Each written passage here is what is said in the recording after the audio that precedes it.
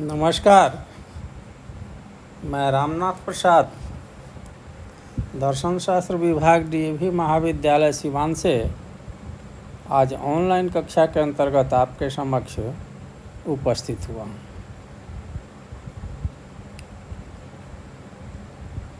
आज हम लोग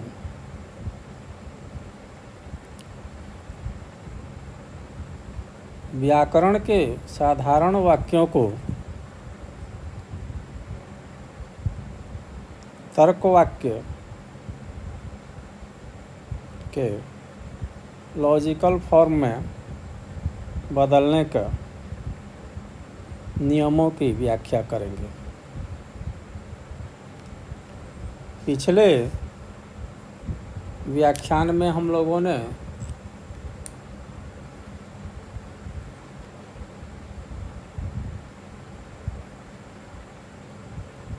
व्याकरण के वाक्य को तर्क वाक्य में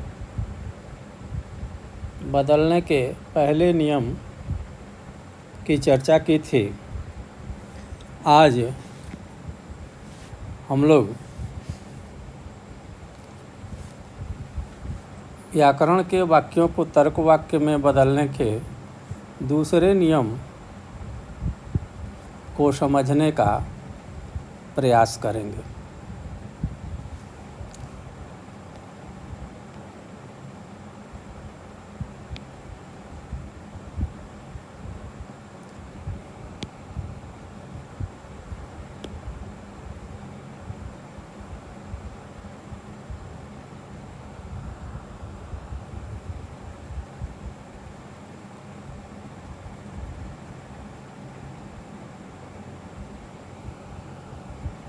जैसा कि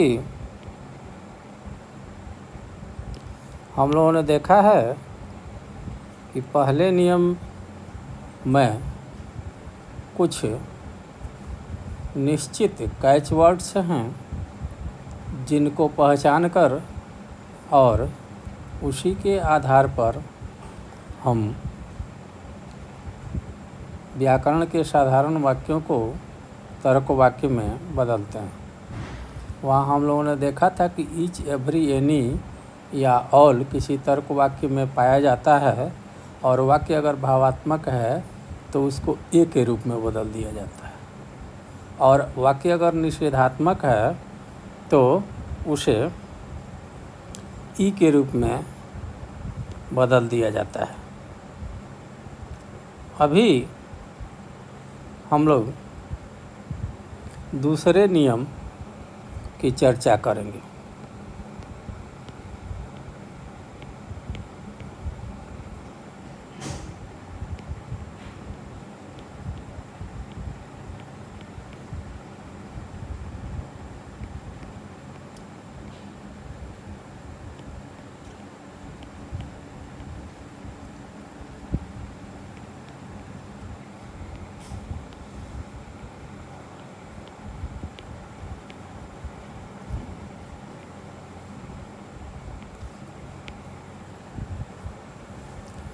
हम लोग आज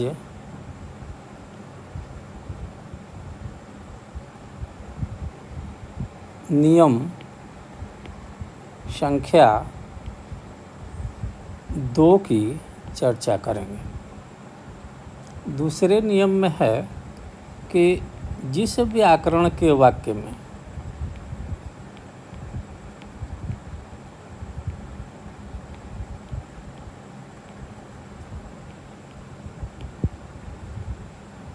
के वाक्य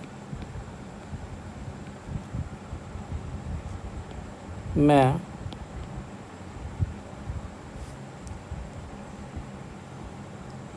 ऑलवेज,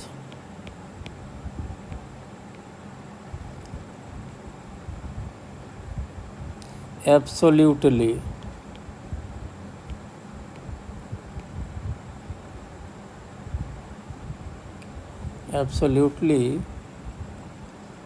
या नेसेसरली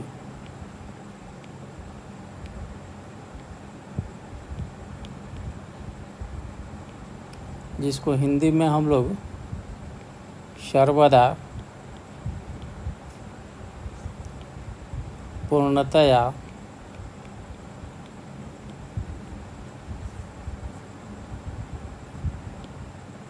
या अवश्य ही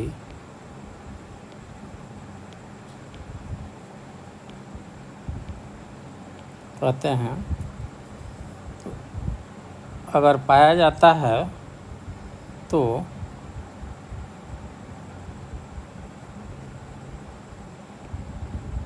रहे तो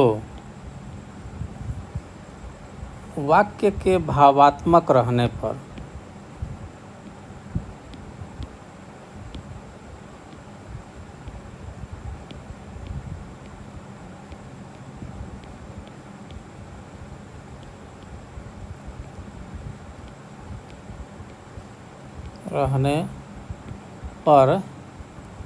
जब बदला जाएगा तो उसका तार्किक रूप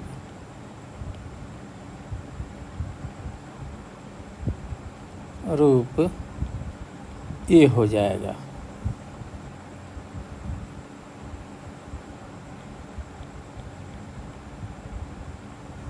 ठीक है। जिस व्याकरण के वाक्य में ऑलवेज, एब्सोल्यूटली या नेसेसरली, इसका हिंदी सर्वदा पूर्णतया अवश्य है, रहे तो वाक्य के भावात्मक रहने पर उस वाक्य को जब हम तार्किक वाक्य में बदलेंगे तो उसका तार्किक रूप ए में हो जाएगा। इसी तरह तर्कवाक्य, व्याकरण का वाक्य अगर निषेधात्मक है तो उसका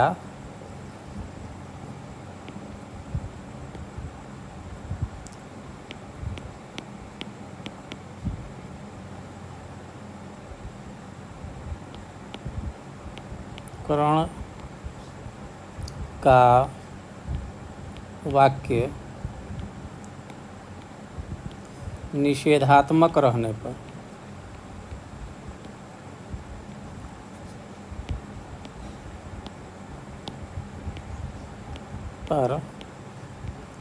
उसका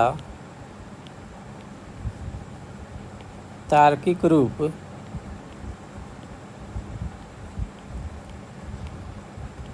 ओ जैसा हो जाएगा या ओ हो जाएगा। इस तरह दूसरे नियम के दो भाग हैं। एक, अगर वाक्य में ऑलवेज, नेसेसरली या एब्सोल्यूटली है और वाक्य अगर भावात्मक है तो उसका तार्किक रूप ये होगा, और वाक्य अगर निषेधात्मक है तो उसका तार्किक रूप ओ जैसा होगा। हम पहले भाग पर विचार करते हैं कि वाक्य में निषेधात्मक, वाक्य में ऑलवेज, एब्सोल्यूटली या नेसेसरली है और वाक्य अगर भावात्मक है तो उसको ए में कैसे बदलेंगे। हम उदाहरण के माध्यम से इसको देखने का प्रयास करेंगे। जैसे उदाहरण है,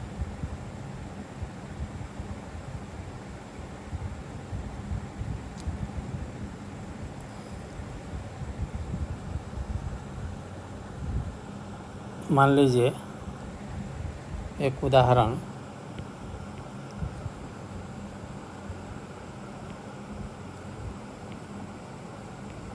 कवर्ड्स। कवर्ड्स मतलब कायर आर ऑलवेज ऑन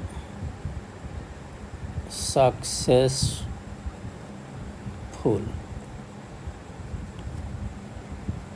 ठीक है, ये एक उदाहरण हम लेते हैं।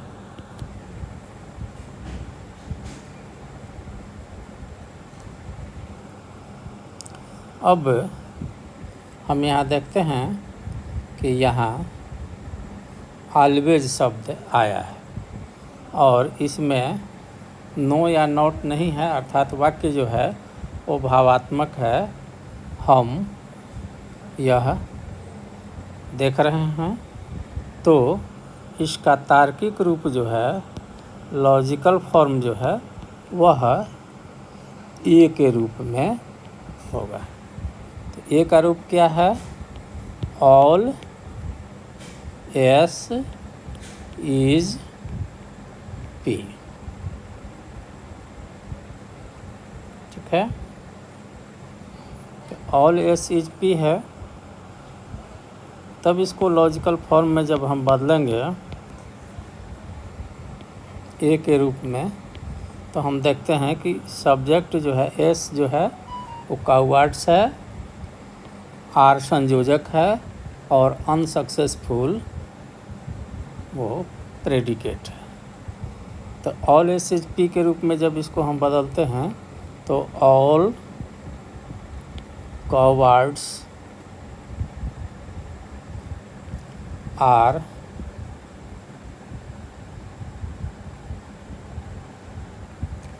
अनसक्सेसफुल।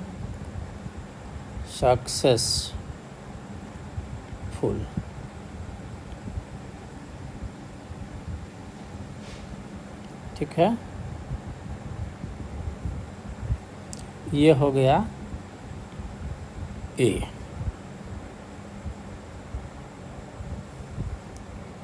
इसी तरह हम एक दूसरा उदाहरण लेते हैं।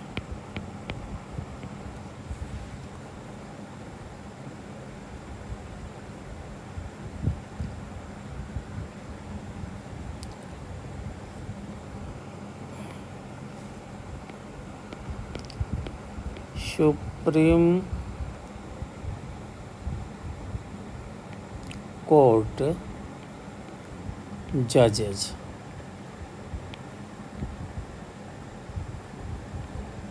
are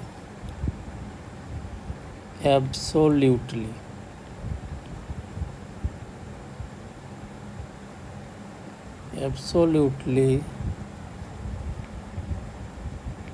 convergent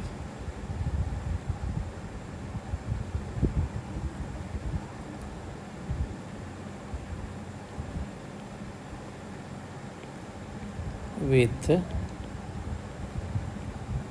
law. हम लोग देखते हैं कि यहाँ एक कैचवर्ड है जिसको हम समझ सकते हैं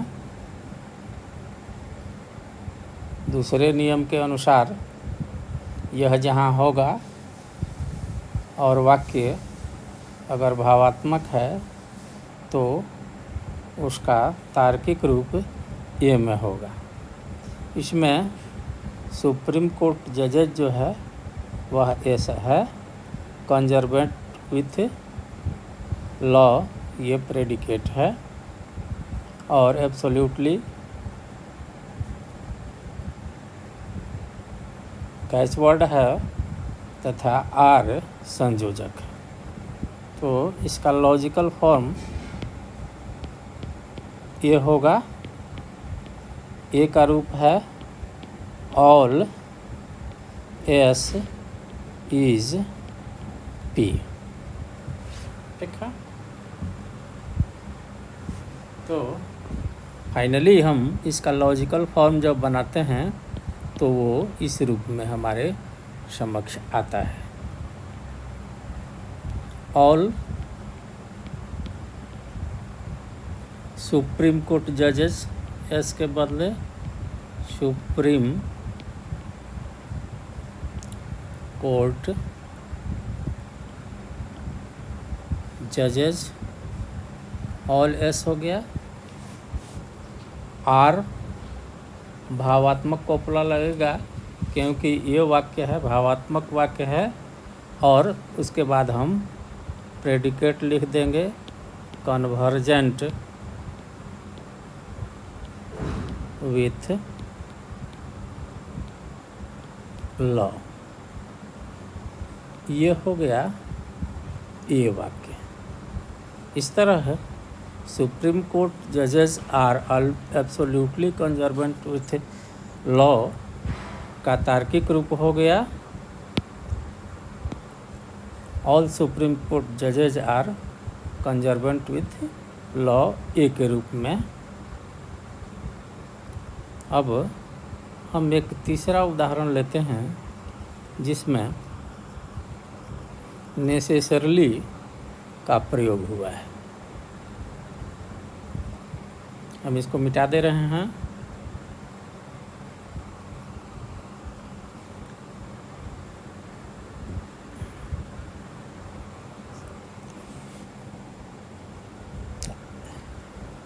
जैसे तीसरा उदाहरण हम यहाँ लेंगे। जैसे एक उदाहरण हम लेते हैं थीव्स। थीव्स मतलब चोर। थीव्स आर necessarily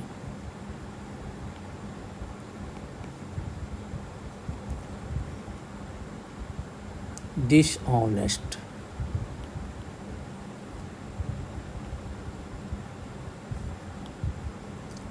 डिसऑनेस्ट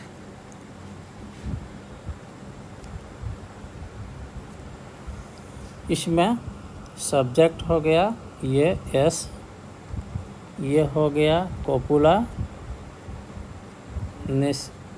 ये हो गया आपका कैच वर्ड,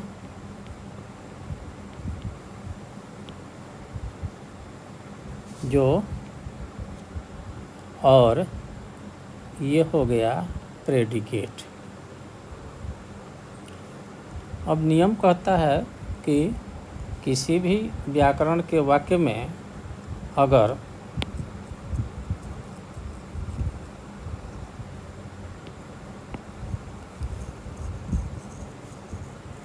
ऑलवेज, एब्सोल्यूटली या नेसेसरली है और तर्क वाक्य व्याकरण का वाक्य अगर भावात्मक है तो उसका तार्किक रूप ए के रूप में परिवर्तित होगा। तो हम इसको तार्किक रूप में परिवर्तित करते हैं। इसका एलएफ अर्थात लॉजिकल फॉर्म करते हैं ए के रूप में। तो ए के रूप में जब हम परिवर्तित करेंगे तो यह इस रूप में होगा ऑल एस इज पी।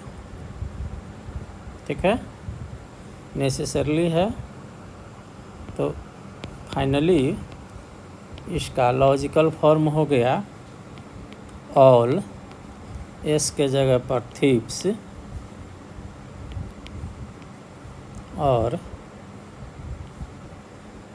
संयोजक यथावत रह जाएगा क्योंकि यह है।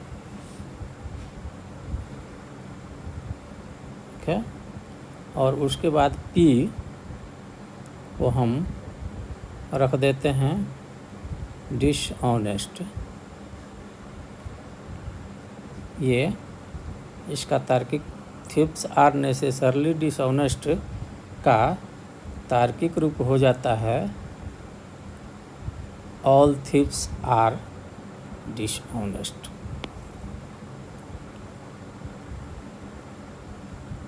ठीक है, अब हम इस नियम के दूसरे भाग की तरफ बढ़ेंगे। इसमें बताया गया है कि अगर किसी व्याकरण के वाक्य में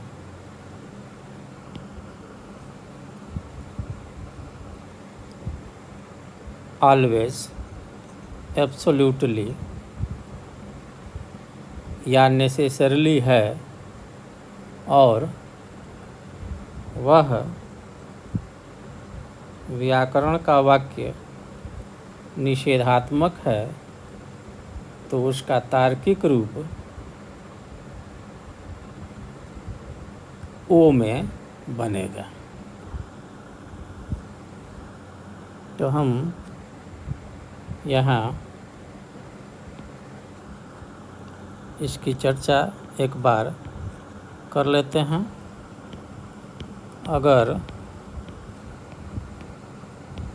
किसी व्याकरण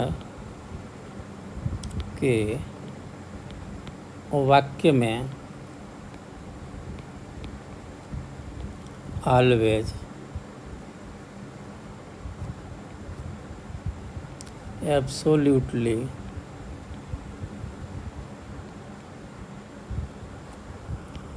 या नेसेसरली है,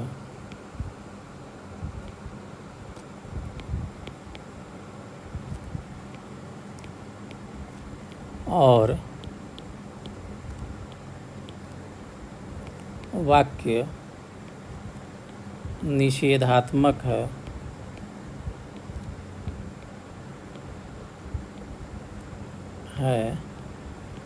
तो उसको जब तर्क वाक्य में बदलेंगे तो उसका तार्किक रूप, जिसको हम लोग लॉजिकल फॉर्म कहते हैं, LF O होगा।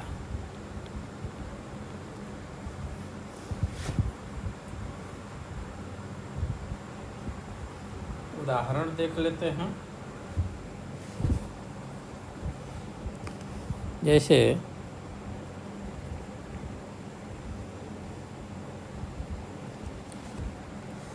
Good man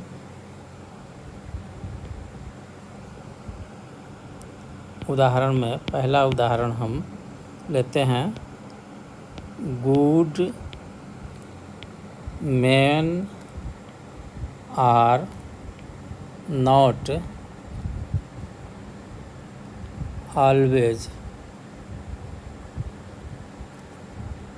chosen. ठीक है, यहाँ हम देखते हैं कि गुड मैन जो है वो सब्जेक्ट है, चूजन जो है वो प्रेडिकेट है, आर नॉट जो है वह कोपुला है, और ऑलवेज जो है वो कैच वर्ड है।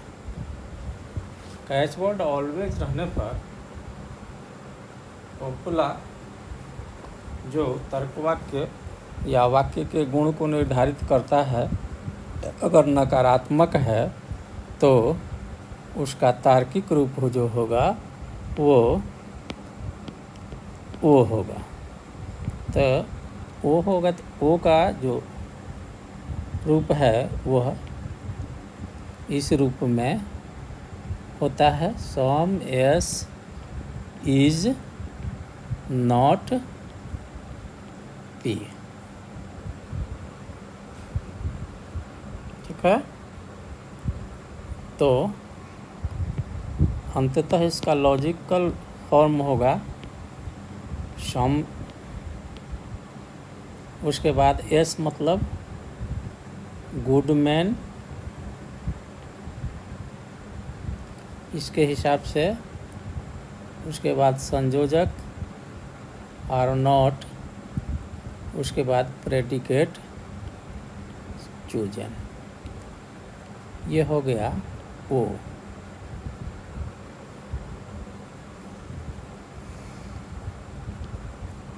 ठीक है, इसी तरह अब एक दूसरा उदाहरण लेते हैं जिसमें एब्सोल्यूटली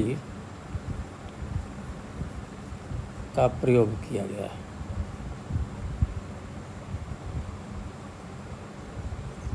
इसको ज़रा मिटा देता हूँ।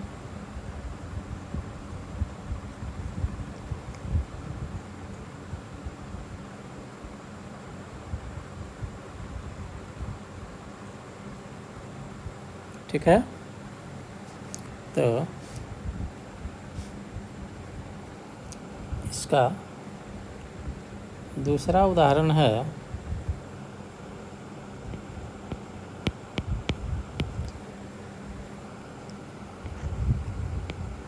इंडियन स्टेट्स आर नॉट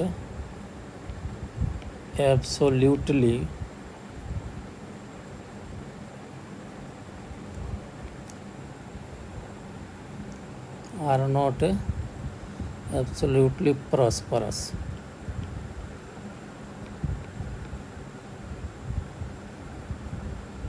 यानी निश्चित रूप से भारतीय राज्य जो है वह पूरी तरह से संपन्न नहीं है। अब इसमें इंडियन स्टेट जो है वो सब्जेक्ट हो गया, आर नॉट जो है वो कोपुला हो गया, और एब्सोल्यूटली जो है वह कैच वर्ड हो गया, और परस्पर जो है वो प्रेडिकेट हो गया। नियम कहता है कि अगर व्याकरण के वाक्य में ऑलवेज, एब्सोल्यूटली या नेसेसरली हो और वाक्य अगर निषेधात्मक हो तो उसका तार्किक रूप ओ होगा। तो इसको लॉजिकल फॉर्म सांकेतिक रूप से अगर ओ हम बनाते हैं तो सम एस इज नॉट पी ऐसा होगा। तो इसका जब हम तार्किक रूप करेंगे तो कुछ इस तरह से होगा, सम एस की जगह पर इंडियन स्टेट्स और उसके बाद संयोजक आर नॉट, और तब उसके बाद हम लोग प्रेडिकेट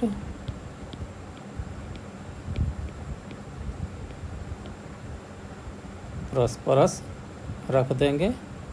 ये हो गया ओ।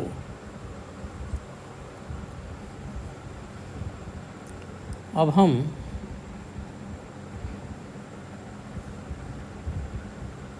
एक तीसरा उदाहरण लेते हैं जिसमें नेसेसरली कैच वर्ड का प्रयोग पाया जाता है।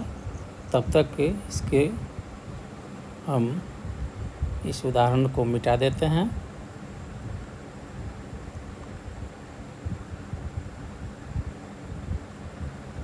और हम एक नया उदाहरण के साथ इस नियम को देखते हैं। जैसा माना जाता है कि बिजनेसमैन आर नेसेसरली वेल्दी,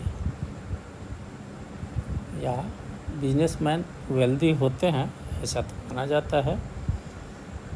लेकिन मान लीजिए कि आपको एक वाक्य मिलता है,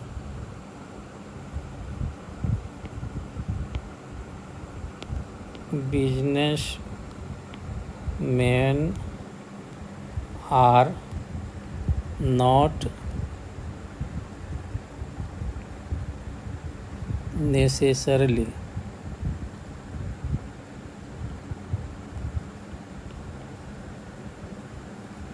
वेल्दी। तो नियम कहता है कि अगर किसी व्याकरण के वाक्य में ऑलवेज, एब्सोल्यूटली या नेसेसरली रहे और तर्क वाक्य निषेधात्मक रहे तो हम उस व्याकरण के वाक्य को जब तर्क वाक्य में बदलेंगे तो वह ओ के रूप में होगा, ओ के रूप में परिवर्तित होगा। हम यहाँ देखते हैं कि बिजनेसमैन जो है वो सब्जेक्ट है, आर नॉट जो है वो कोपुला है, ये नेसेसरली जो है वो कैच वर्ड है, और वेल्दी जो है वो प्रेडिकेट है। सांकेतिक रूप से इसका लॉजिकल फॉर्म हो गया ओ में। ओ का रूप है सम एस इज नॉट पी। यही हुआ। तब हम ऊपर के वाक्य को जब तर्क वाक्य में बदलते हैं तो हो जाता है बिजनेसमैन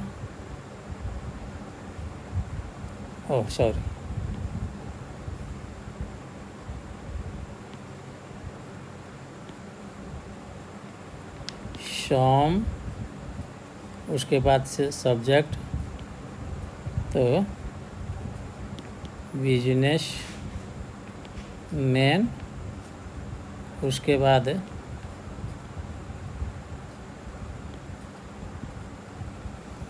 सम बिजनेसमैन, उसके बाद कोपुला आर नॉट, और तब हो गया वेल्दी। ठीक है, ये वाक्य हो गया ओ। इस तरह हम देखते हैं कि तर्क वाक्य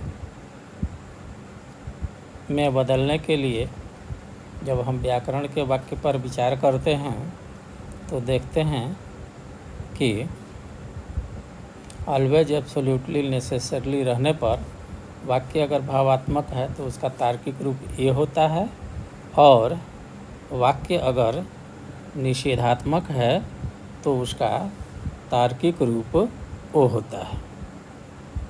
अगले वर्ग में हम लोग तीसरे नियम पर विचार करेंगे।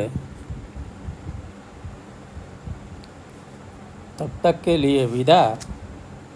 धन्यवाद।